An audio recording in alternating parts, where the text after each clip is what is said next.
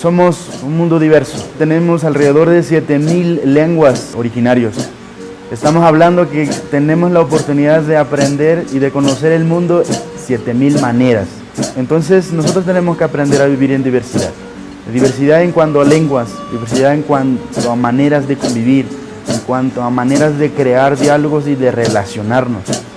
Nuestra ciudad fue escenario para la realización del Congreso Regional de Lenguas Indígenas para América Latina y el Caribe, que se desarrolló del 25 al 27 de septiembre en el Centro de Convenciones de la Municipalidad Provincial del Cusco, y que tuvo por objetivo promover un espacio de diálogo y discusión para abordar la situación de las lenguas indígenas de América Latina y el Caribe. En el presente informe, aquí en Patrimonio, abordaremos la situación de la educación intercultural bilingüe como derecho lingüístico para la revitalización de las lenguas indígenas. Cuán equivocados estuvimos durante tanto tiempo a no darnos cuenta de que la riqueza de nuestro país reside, se basa en la diversidad, no en la uniformidad, no en hacer que todos hablemos la misma lengua, en que todos pensemos de la misma manera. Queremos que el Estado peruano nos respete nuestros derechos, porque los indígenas también que vivimos en la Amazonía, en la costa y en la sierra, somos seres humanos como cualquiera. No somos diferentes, porque el día que nacimos en esta tierra, todos nacimos desnudos y todos debemos considerar eso, la igualdad. Cuando salimos del vientre de nuestra madre, todos salimos desnudos o calatos, sean indios, sean blancos, sean colonos, sean abogados, sea lo que sean. Tenemos que entender, a la hora de nacer todos somos iguales. En un contexto donde se conmemora el Año Internacional de las Lenguas Indígenas, el Ministerio de Cultura del Perú, la Dirección Desconcentrada de Cultura de Cusco y la Organización de las Naciones Unidas para la Educación, la Ciencia y la Cultura, UNESCO, como es de vuestro conocimiento, organizaron el Congreso Regional de Lenguas Indígenas para América Latina y el Caribe.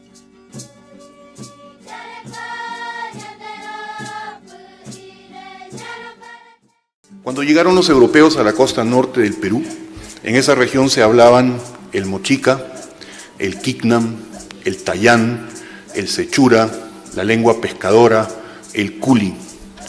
Todas esas lenguas han desaparecido.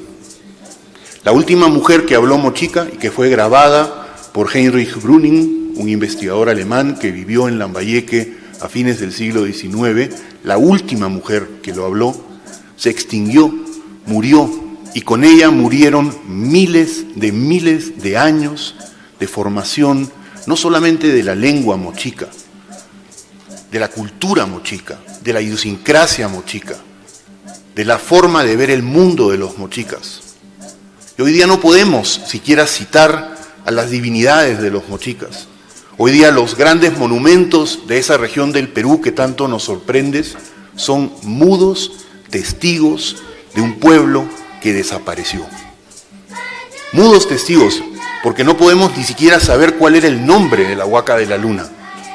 Mudos testigos porque los apus, por ejemplo, el Cerro Blanco, al pie del cual está este enorme monumento de adobe, probablemente no se llamaba Cerro Blanco. El apu Cerro Campana, por ejemplo, en Trujillo, la montaña más grande de la zona, probablemente tampoco se llamaba así.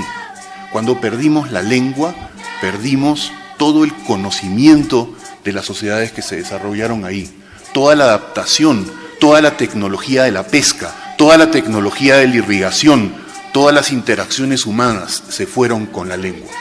Un aspecto importante de este congreso fue el debate generado en torno a la normalización de los idiomas para su uso y preservación, que conlleva el consenso que se debe lograr para normar gramaticalmente el uso de un idioma. Entonces este debate se ha resumido como a una cosa muy menor, ¿no?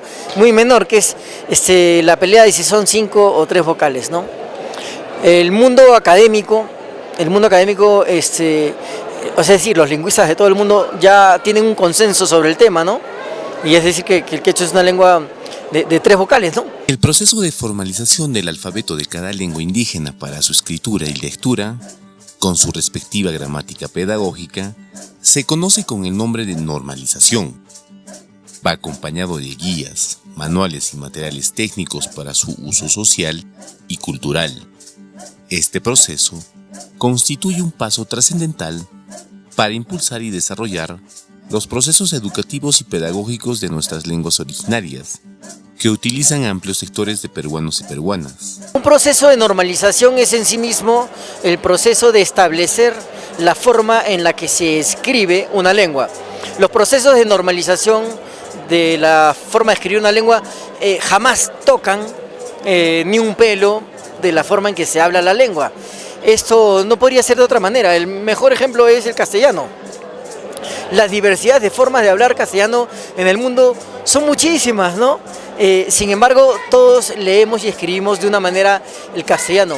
Y eso es lo que le da el poder a la lengua española, al castellano, de tener, por ejemplo, una industria editorial tan fuerte, de tener esta comunicación entre más de 500 millones de hablantes en el planeta que pueden sin problemas leer un texto, aunque quizás si se encuentran uno y otro y hablan, quizás no se entiendan, ¿no?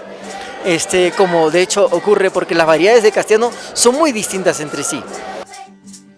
Las grandes lenguas mundiales tienen su norma, sin que ello sea óbice, para que cada lugar mantenga y utilice las particularidades de su lengua hablada. Por ejemplo, el castellano o español tiene significativas variantes fonológicas, léxicas e incluso gramaticales de un lugar a otro. Las normas lingüísticas de cada lengua o idioma facilitan la comunicación entre todos sus usuarios, sin rechazar sus variantes locales, y permiten ejercer el derecho de todos y todas de aprender en su idioma originario, respetando sus propios valores y su cosmovisión principalmente. Por un lado, todavía se sigue cuestionando la educación intercultural bilingüe sin reconocer que estamos hablando de un derecho, el derecho de los niños, de las niñas, de los adolescentes a recibir educación en su propio idioma, sea cual sea este idioma. Si nosotros queremos asegurar que un niño aprenda, no podemos utilizar un idioma que él no entienda. Si yo en este momento me pongo a hablar en un idioma que no me entiende la audiencia, que no me entiende usted, no va a servir de nada lo que yo diga. Pasa lo mismo en el aula cuando el docente y el niño no se pueden comunicar. Ni el docente entiende al niño, ni el niño entiende al docente. ¿Cómo puede haber educación? Ese es el punto de partida de cualquier proceso comunicativo y de cualquier proceso educativo.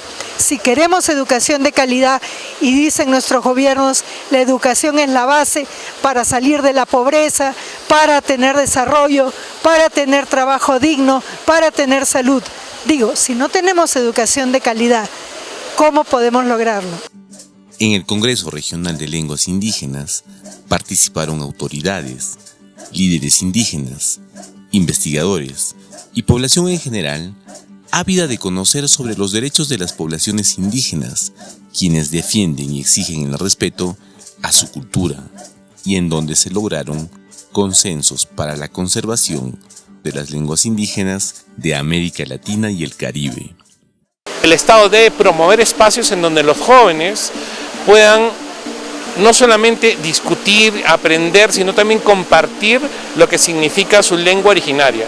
La lengua que aprendieron de los abuelos, que muchas veces los padres no pudieron hablar por marginación, por discriminación, por racismo, pero que ahora, en un Perú diferente, en un Perú que tratamos que el Estado llegue a todos, pues debe tener una cabida importante, porque la lengua no solamente es una manera de expresión, la lengua es la transmisión de cultura, de identidad, de historia. Creo que hemos avanzado bastante en identificar cuáles son los problemas que originan la situación de las lenguas indígenas que se ven en peligro en el país. También hemos identificado con claridad parte de los problemas que originan que la lengua materna no se use. decir, mucha gente que a pesar que su lengua materna es el quechua, la aymara, la xánica, no la usa. Entonces ya sabemos bastante bien que eso es originado por causas vinculadas con la discriminación, estereotipos, desigualdad. Y hemos avanzado también en definir políticas, lineamientos, pero faltan ponerle más capacidades, tener más recursos, seguramente ahondar algunas políticas, pero esencialmente convertirlo en una herramienta que llegue con mayor fuerza a los jóvenes. Me parece que esos son los elementos que están faltando todavía en estas políticas. La lengua para nosotros conservar es porque tiene su esencia, su energía, su, digamos, más que todo su esencia y su cultura, como la medicina, las energías, la danza y las costumbres. Estoy muy bien porque primera vez estoy participando de ese tipo de congreso, que es muy provechoso para nosotros, que este congreso regional de lenguas indígenas, América y el Caribe, es nuestra. Porque de aquí va a salir nuevas propuestas, nuevas políticas nacionales de las lenguas originarias, donde que el Estado pueda escuchar la voz de las lenguas indígenas. La educación intercultural bilingüe es tan solo uno de los derechos que todas las poblaciones originarias tienen sobre un aspecto de su cultura, y en un contexto donde se conmemora el Año Internacional de las Lenguas Indígenas, se promueve una valiosa oportunidad para impulsar en el Perú y en América Latina y el Caribe la defensa y uso de las lenguas originarias y garantizar los derechos lingüísticos de sus hablantes. Es una oportunidad para impulsar acciones, programas y proyectos que promuevan el reconocimiento de nuestra diversidad lingüística y cultural.